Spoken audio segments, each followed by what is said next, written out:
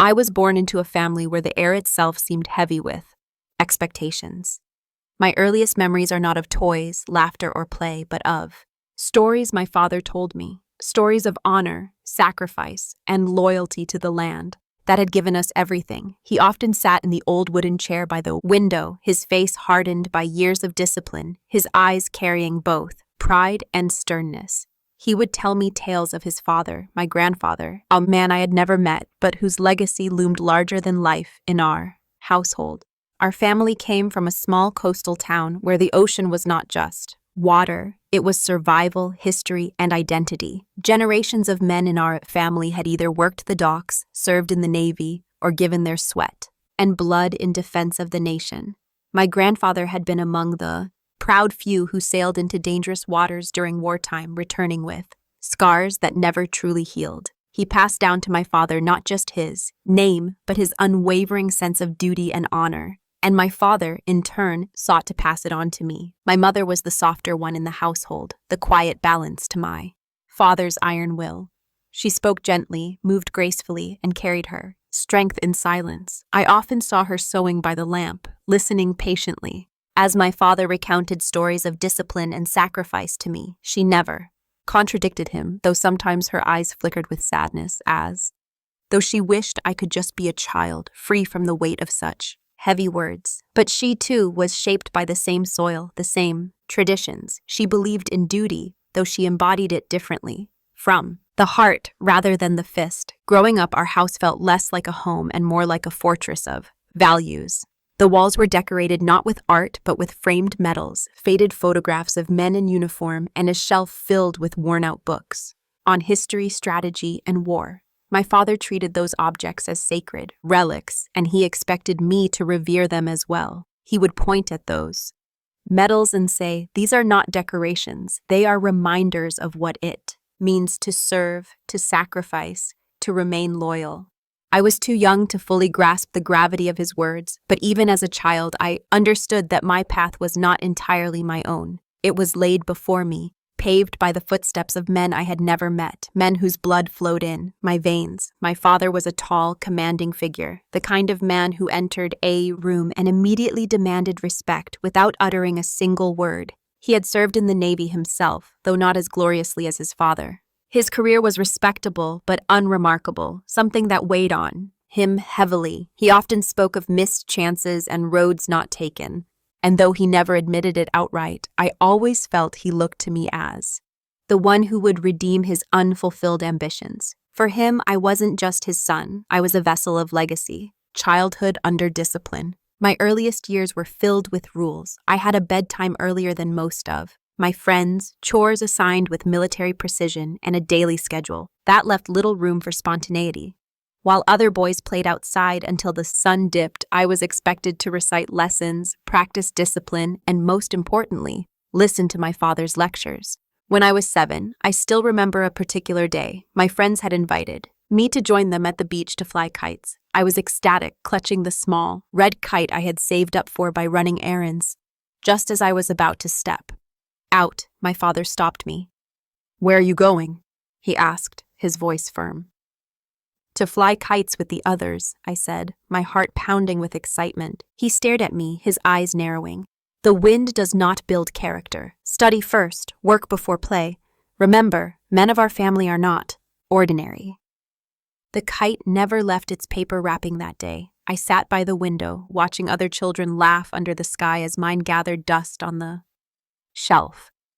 That evening I cried silently, though never loud enough for my father to hear. To him, tears were weakness, and weakness was unacceptable. Yet, amidst the strictness, there were moments of warmth, though rare and fleeting.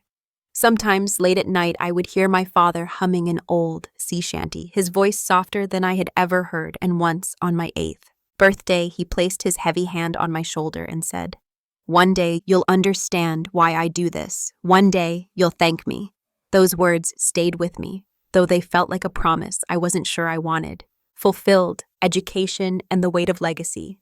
School was both an escape and a battlefield. I excelled academically, not necessarily because I wanted to, but because failure was not an option. Under my father's watchful eyes, he expected nothing less than excellence. Every report card was examined as though it were a military briefing. A single B meant hours of stern discussion about discipline, focus, and the dangers of mediocrity. Teachers often praised me, but their praise felt hollow. For me, success was never celebrated, it was expected, and any mistake was magnified, dissected, and used as a lesson. But as I grew older, I began to notice cracks in the perfect image my father wanted me to carry. I loved reading not just history or strategy, but novels, poetry, and stories of worlds beyond ours. They spoke of freedom, creativity, and self-expression, things that had no place in my father's carefully constructed world. I remember once, when I was around 12, I was caught reading a novel, hidden under my school books. My father snatched it away, glanced at the cover, and threw it onto the table. "Fairy tales and fantasies," he said with disdain. "Do you think men become great by reading about make-believe worlds? You're wasting your time." A man's worth is in his discipline, his loyalty, his service, not in silly stories. But to me, those stories were not silly. They were the breath of life, the only glimpse of freedom I had. I read them in secret, often under the covers with a flashlight, my heart racing at the fear of being discovered. The silent divide. By the time I entered my teenage years, the silent divide between my father and me had grown wider. Outwardly, I remained the obedient son, doing as he expected, meeting his standards and hiding any desires that strayed from his rigid vision. But inside, I nurtured dreams of my own, dreams that had little to do with medals, uniforms, or legacies. My mother saw it. She knew. Sometimes she would quietly slip me a book or encourage me to draw, write, or explore ideas, all without my father's knowledge. She never said much, but her small acts of rebellion on my behalf were like lifelines to me. Yet, despite the tension, I still longed for my father's approval. It was a strange paradox, resenting the weight he placed on me, but yearning for the warmth of his acknowledgement. Every son, no matter how burdened, still craves his father's pride. The moment that defined us. There was one evening when I was 15 that became etched into my memory forever. My father had invited some of his old Navy comrades over for dinner. They were men cut from the same cloth, stern, proud, and endlessly talking about loyalty, honor, and sacrifice. As they spoke, one of them turned to me and said, "So, young man, are you going to follow your father's footsteps, serve the nation as your grandfather did?" Before I could even answer, my father spoke for me. "Of course he will. He's my son. It is in his blood." I remember sitting there frozen, a lump forming in my throat. My father had spoken with such certainty as though my future was already decided, and in that moment, I felt both invisible and trapped. That night, as I lay in bed staring at the ceiling, I whispered to myself, words I dared not say aloud. What if I don't want that life? What if my destiny is not the same as his? Those questions marked the true beginning of my internal conflict. A conflict that would one day explode into a confrontation so powerful that my father would call me something I never thought I would hear from his lips. A traitor. But that moment was still far away. For now, I remained the son of a man whose shadow stretched across every corner of my existence. And little did I know the path ahead would not just test my dreams, but redefine the very meaning of loyalty, betrayal, and love. Part 2. The weight of expectations. By the time I was 10, the word duty was etched into my bones as much as my own name. My father would wake me before dawn on Saturdays, dragging me into the yard with a wooden stick in my hand while other kids still dreamed beneath their blankets. To him, life was a battlefield, even if no war was raging outside. The enemy, he said, was weakness, laziness, failure. I didn't fully understand then, but I carried the lessons like invisible armor. Our neighborhood was a curious mix of serenity and simmering pride. Rows of modest houses lined the street, some freshly painted in pale blues or yellows, others chipped and weary, revealing the toll of years. Despite our home being relatively small, it was the heart of our family's identity. My father's reputation made it impossible for me to walk to school without feeling a dozen eyes on my back. The neighbors knew him, respected him, and expected me to be the living proof of his legacy. I wasn't just his son, I was his shadow. At school, my classmates saw me differently. Teachers praised my handwriting, my quick grasp of history dates, or my polite answers. But to other children, I was the boy who couldn't stay after school for football because his father wouldn't allow it. I was the one who went straight home, who couldn't eat candy from the local store without explaining how. Many pennies I had spent. Every move was measured, recorded, and judged, not just by my father, but by the community he had molded with his rigid standards. Yet, I wasn't unhappy. Not entirely. I loved the late evenings when my mother would sit by the window sewing under the dim yellow light and hum old folk songs.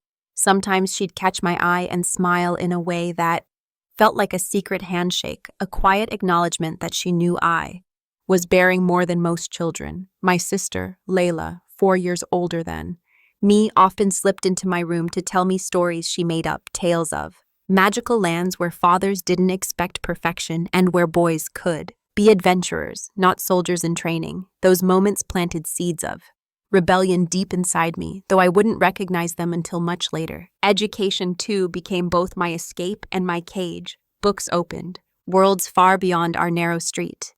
I devoured tales of inventors, thinkers, and dreamers who dared to challenge what others expected of them. Yet, every time I dared to imagine myself in their shoes, I heard my father's voice. Honor comes from loyalty. Anything else is betrayal. By the time I reached high school, the tension between who I was and who I was supposed to be had become impossible to ignore. My father wanted me to follow his path, not into the military, since he had left service years before, but into the same mold of service, obedience, and unquestioned loyalty to authority. He believed that carrying his values forward was the only way I could repay the sacrifices he had made.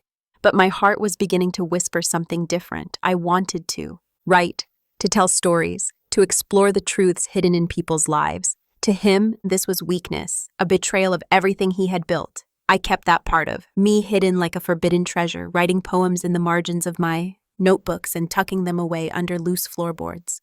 The storm between us grew quietly, like clouds gathering over calm waters. And though I didn't know it yet, it was preparing to unleash a lightning bolt that would change my life forever. The day my father would look me in the eyes and call me a traitor. Part 3. The Breaking Point. The year I turned 17 was the year everything came undone. Until then, my rebellions had been small.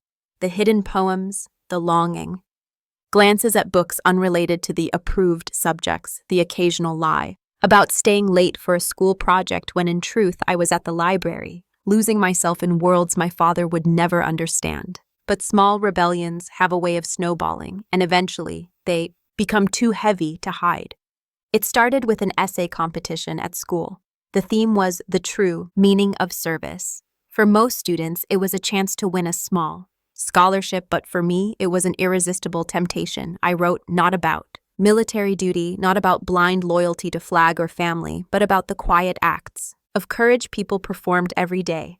The teacher who stayed late to help struggling students, the farmer who shared food with his hungry neighbor, the child who spoke up against a bully, even though it cost him. Friendships. My words poured out like a dam had broken, raw and honest. I didn't write to win. I wrote because I needed to say those things, because deep down, I believed service wasn't about chains of obedience, but about compassion, sacrifice, and truth. When the results were announced, my essay had not only won, but was published in the local newspaper.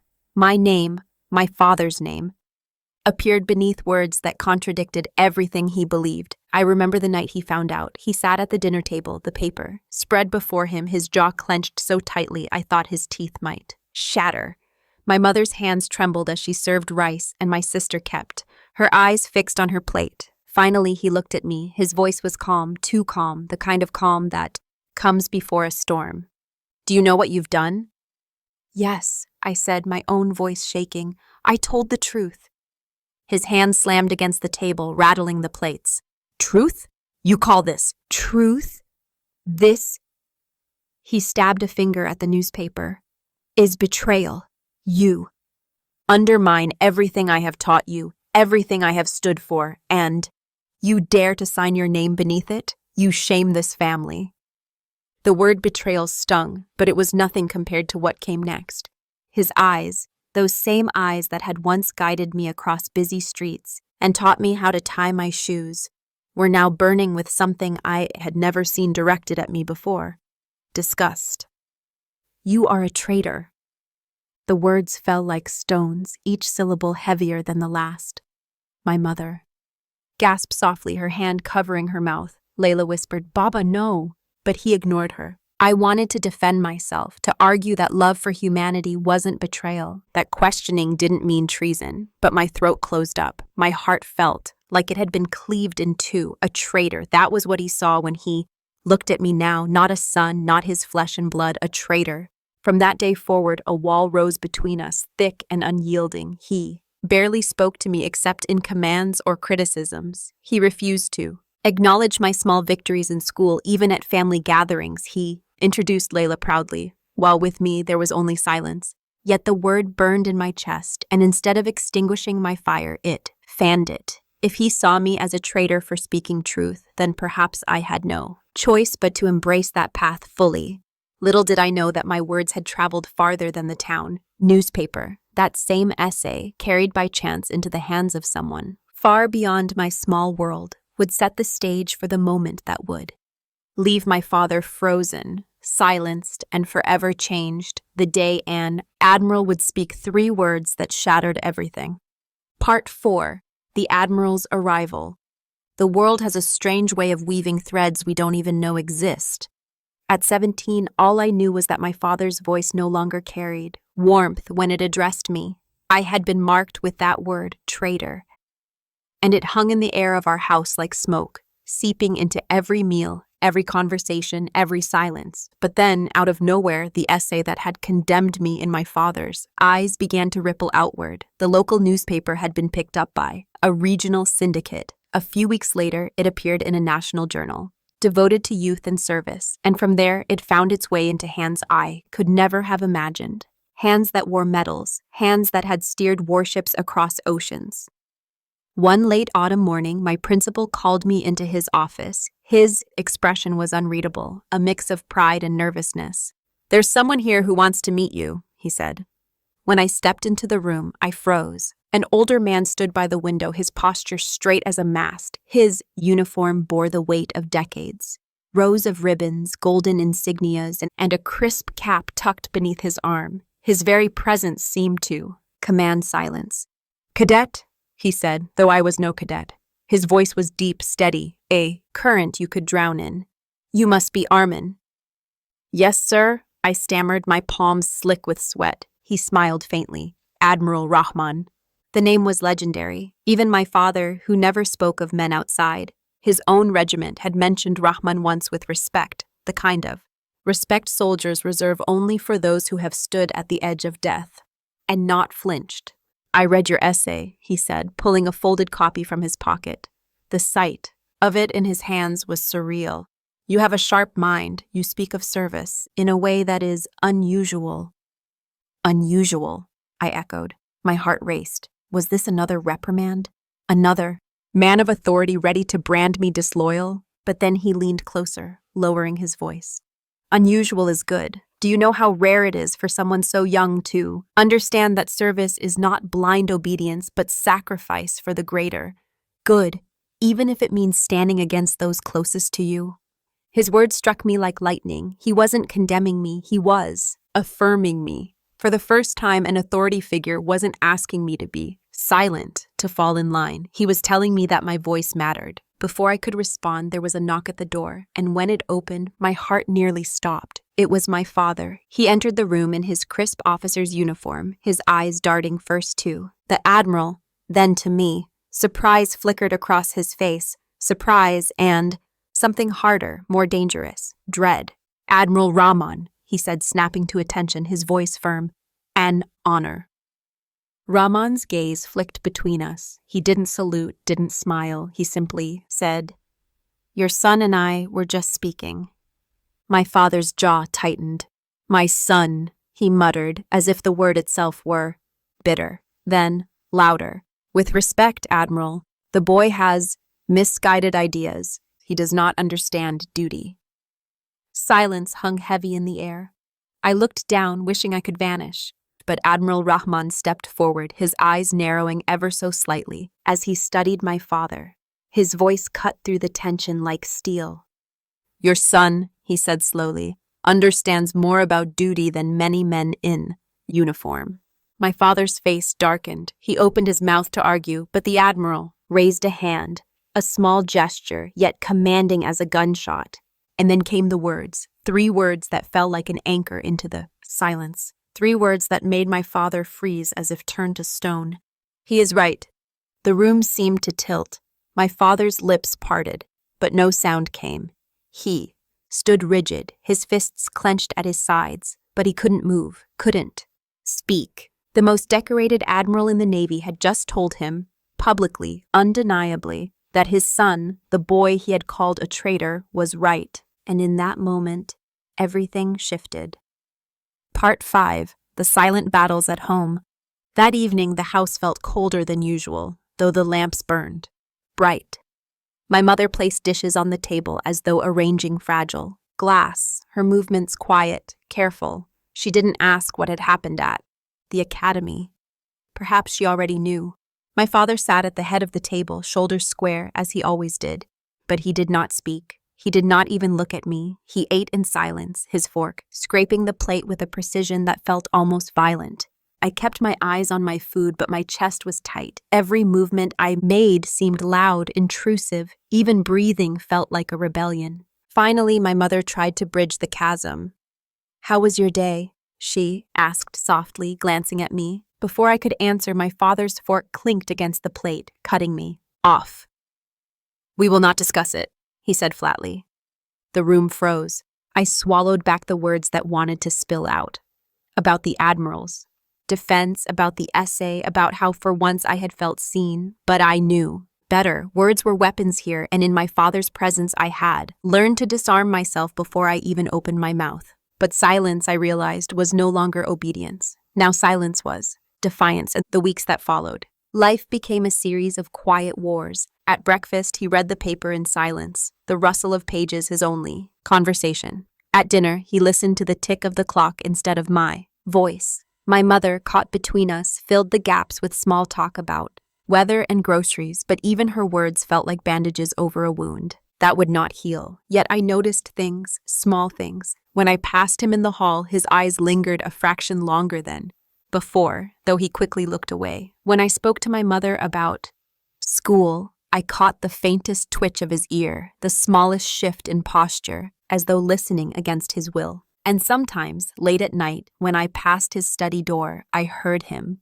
pacing, the sound of a man who had been told a truth he could not unhear, a cracked image. At the academy, whispers followed me. Some cadets called me bold, others called me foolish, but all of them looked at me differently, not as the captain's son, but as the boy who had been defended by the admiral himself. That shift, I think, was what stung my father most. For years he had built me into a reflection of his discipline, his authority. But now I was carving a shape of my own, one that no longer mirrored him.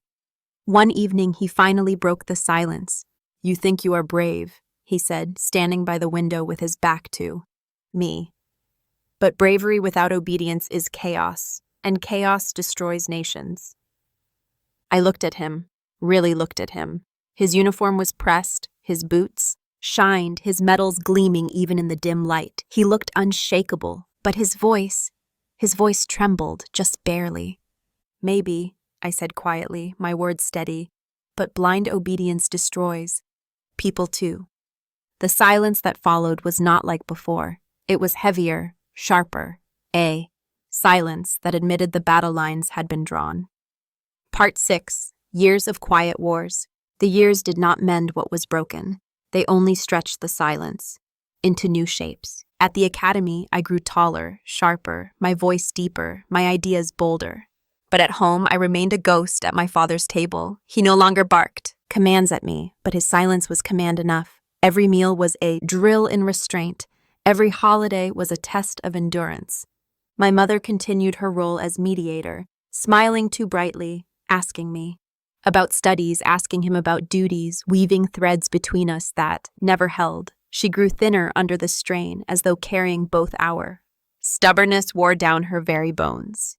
The years of distance. When I graduated, he did not clap, he did not hug me, he only nodded. Once, as though acknowledging a soldier, not a son. When I received my first assignment aboard a fleet vessel, he said, "Do your duty, nothing more." And yet, beneath the distance, I began to notice small betrayals of his silence. He always knew where I was stationed. He read reports that mentioned my name. Once, during a port leave, I caught him staring at me longer than usual, as though trying to measure the boy he had lost against the man standing before him. But pride is a cage, and he had locked himself inside it. To acknowledge me, to praise me, would have meant admitting he was wrong, and my father did not lose battles. The letters never sent. During those years, I wrote letters to him, dozens. Some were furious, filled with accusations. You broke me down so you could build me into something I never wanted to be. Others were softer, pleading, I only wanted you to see me, to know me. But I never sent them. They sat in a box under my bunk, gathering dust. And yet, sometimes, in the quiet of my quarters, I imagined he was writing, too. Imagine him sitting in his study, fountain pen in hand, beginning a letter he could never finish. Son, perhaps I was too harsh, but if he did, those letters, like mine, never saw daylight. The shadow of the Admiral's words. What haunted him most, I think, was not me, but the Admiral. Those 3 words, spoken that day in the academy, had planted themselves like a seed in his chest. He could not shake them. He could not unhear them. He is right. I knew it because sometimes, in his rare bursts of anger, he would snap at me. Don't think that old man's words mean you were correct. But the very need to say it told me everything. The Admiral's voice echoed, louder in our house than my own. And so the years became a battlefield, not of open war, but of shadows, of 2 men circling each other, neither willing to surrender, neither willing to strike. The breaking point looms. By the time I reached my mid-20s, the gap between us was no longer just personal. It had become professional. He was still a commanding officer, respected and feared. I was now serving under other leaders who valued me for my ideas, not just my obedience. And every report that praised my strategies, every commendation I earned, seemed to tighten the chain around his pride. Our house visits became fewer. Our words became shorter. Our silence became deeper. And yet, through it all, one truth grew clearer. This battle could not last forever. A storm was coming. One final confrontation where years of silence, resentment, and unspoken love would clash. And when it came, it would either shatter us completely or force us to face the truth neither of us dared to say. Part 7. Storms at Sea.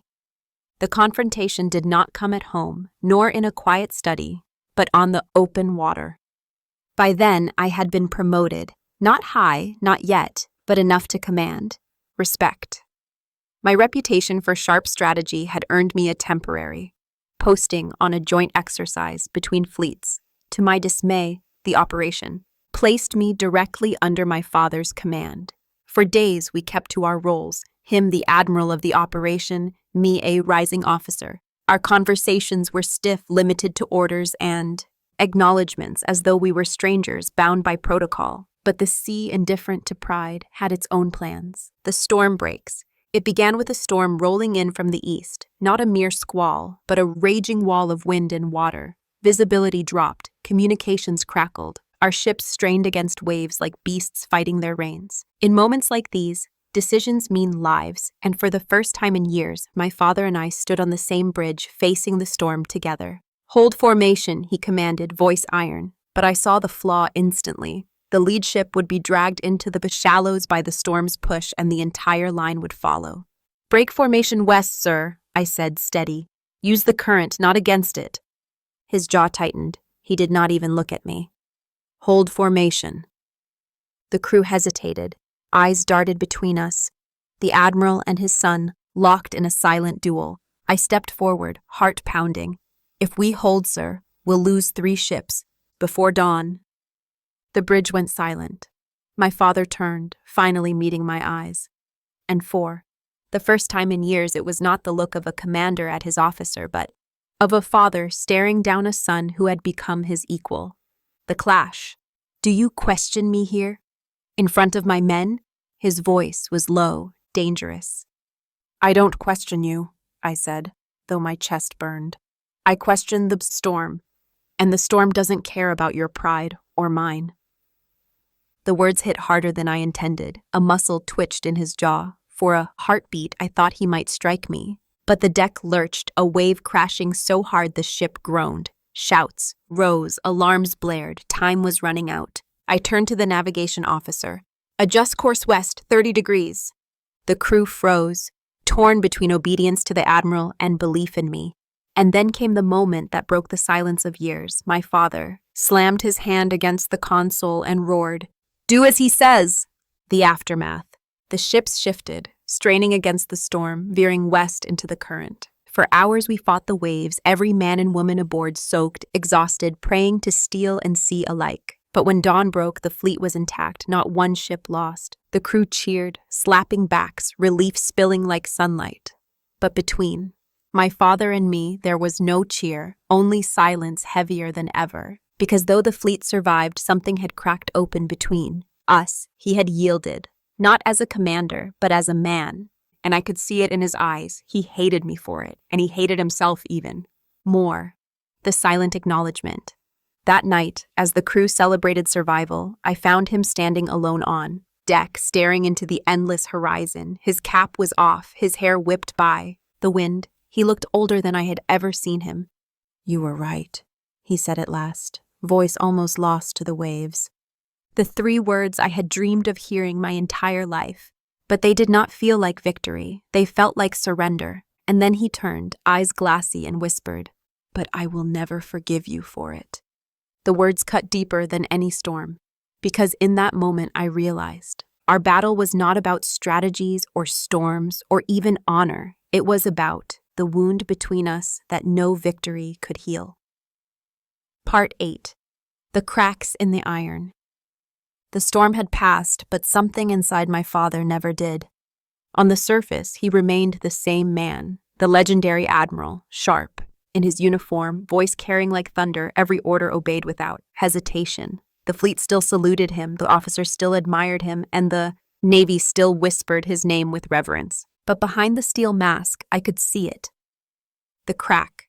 It began small, a hesitation in his orders, the faintest tremor in his hand.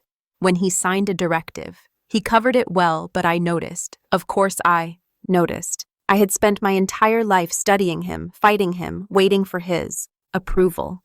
Now I saw what others missed. The admiral was beginning to unravel the quiet doubt. He had always been a man of certainty. To him, hesitation was weakness, and weakness was death. But after the storm, I watched him linger too long. Over maps, second-guessing currents, revisiting decisions he would once have made in an instant. He barked at officers for questioning him, yet behind closed doors, I sometimes found him alone in the war room, staring at the charts as though they mocked him. One night I entered without knocking. He didn't notice me at first. He was whispering to himself, "Should have held, no, that would have lost the line. West was right. Damn it, West was right." He slammed his fist against the table, hard enough to rattle compasses and lanterns. When he finally saw me in the doorway, his face hardened into the old mask. "Get out," he said, cold and sharp. But I had heard enough. My father, the immovable admiral, was haunted, not by the storm, but by the fact that I had saved his fleet when he would not. The bottle and the blade. As months passed, the changes grew darker. He began to drink, not in the jovial way of sailors, but in silence, glass after glass, as though trying to drown something only he could hear. He grew harsher with the crew, his temper quick to ignite. Where once his authority inspired loyalty, now it bred fear. Officers began to whisper. Sailors exchanged glances when he passed, and I could not decide what burned more, the pain of watching him fall, or the cruel satisfaction of knowing the man who had crushed me with. Silence was now being crushed by his own. But pride is a strange poison. It does not kill at once. It eats slowly like salt water on steel. And my father, who had once stood like iron, began to rust. The collapse. The breaking point came during another exercise. It should have been routine. A mock maneuver, no real danger. Yet when a younger officer made a suggestion about adjusting formation, my father snapped. You think you know better than me, than 30 years at sea, than an admiral? His voice cracked like a whip, but his eyes were wild, desperate. The officer froze, stammering apologies. But the damage was done. Everyone on that deck saw it. The admiral was not unshakable anymore. That night, in the mess hall, I heard whispers. He's slipping, one sailor murmured. The old man's losing his grip. And though I wanted to silence them, though I wanted to defend him, I couldn't. Because deep down, I knew they were right.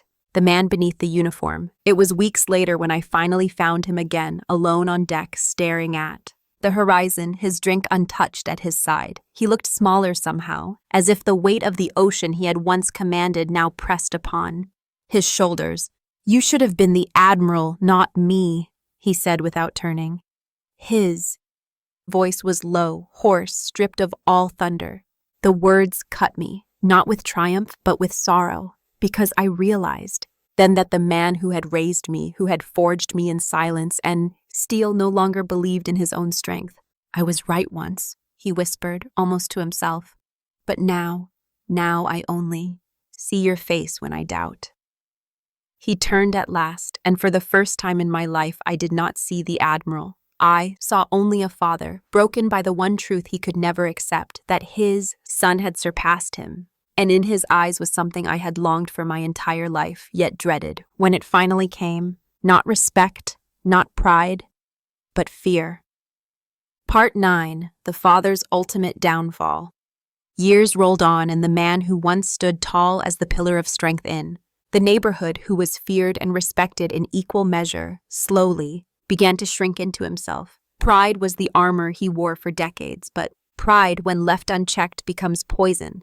It eats from within, turning victories hollow and relationships brittle. My father was living proof of that. What began as small cracks in his reputation grew into cavernous holes he could no longer patch. People who once admired him whispered when he passed by. Former allies kept their distance. His authority waned not because of a single catastrophic mistake, but because of the accumulation of arrogance, bitterness, and his refusal to bend. He had built his empire on control, yet control was exactly what slipped from his grasp. At home, the silent battle between us took its toll. My siblings found ways to escape him, moving out, avoiding contact, carving lives where his shadow couldn't reach.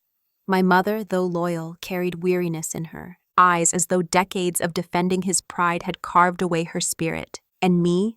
I had become the focal point of his rage. In his eyes, I was not just a son who defied him. I was a traitor, the one who dared to choose a path he did not dictate. But the years had given me strength too. With education, friendships, and mentors like the Admiral, I had built an identity separate from him. An identity I no longer apologized for. My success in my chosen career only seemed to aggravate him more. The more I grew, the more he diminished. And that is where the unraveling accelerated. My father began to drink, though he would never admit it was drinking. Just a way to take the edge off. He lashed out at the smallest provocations. His words, once calculated and sharp, turned into slurred accusations and bitter mutterings about betrayal. He told anyone who would listen that his son had abandoned him, had sold out his family, had chosen outsiders over blood. In his mind, he was still the wronged patriarch fighting a world that had failed to recognize his greatness. But to everyone else, he looked like a man grasping desperately at the remnants of power long since lost. There was one night that stands out like a scar in memory. He came, storming into the house after an argument with a former colleague who had cut ties with him. His face was red with rage, his hands trembling. He looked at me with a fury I had not seen in years and spat out the words, "You are the reason they don't respect me anymore. You, traitor, my own blood. And yet you chose to destroy me." I wanted to fight back, but there was no fight left to give. He was not a titan anymore. He was a crumbling man, battling shadows only he could see. Instead of replying, I stood silently, letting him drown in the weight of his own words. That silence, I think, wounded him more than any argument could. But fate has a cruel way of arranging final reckonings. Months later, an official ceremony was held in our city, a gathering that drew veterans, leaders, and yes, the admiral himself, who by then had become a figure of almost mythical stature in my life. My father, ever unwilling to fade into obscurity, forced his way into that space, determined to reclaim a sliver of dignity. He wore his old suit, pressed to perfection, and carried himself with the ghost of the pride he once embodied. I stood there too, not as his son in shame, but as someone respected in my own right. People greeted me warmly, shaking my hand, acknowledging my work, while my father lingered at the edge, bitter eyes darting, watching the respect flow not toward him, but toward the traitor he had disowned in all but name. And then came the moment. The admiral approached us. My father stiffened, ready for battle, ready to defend his pride with all the venom left in his soul. But the admiral didn't scold him, nor did he praise me directly. He looked at my father with a calmness that cut deeper than anger and said 3 words that froze him in place. Words so simple, yet undeniable. He chose honor. The silence that followed was suffocating. My father's face drained of color, his lips parted, but no words emerged. For a man who always had something to say, who lived by the force of his tongue and the weight of his pride, this was the first time I saw him utterly speechless. The truth had cornered him, and there was no escape.